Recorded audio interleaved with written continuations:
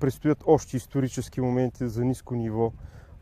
И това е свързано и с климатичните промени, свързано и с промените, обаче, които човек е направил в поречието на реката.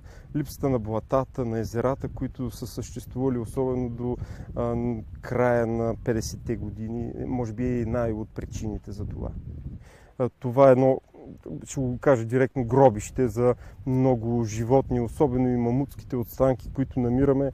Едно много типичен пример. Няма, бих казал, такова място по река Дунав, което да акумулира толкова много находки. Това е, може би, най-старото нещо, което намерихме днес.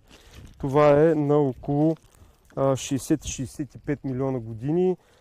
Една колективна находка на стриди от долна креда. Като цяло доста се развълнувахме, защото е много рядко възможността да участваш в преки такива находки, да намериш нещо, да се чувстваш съпричастен към намирането на историята.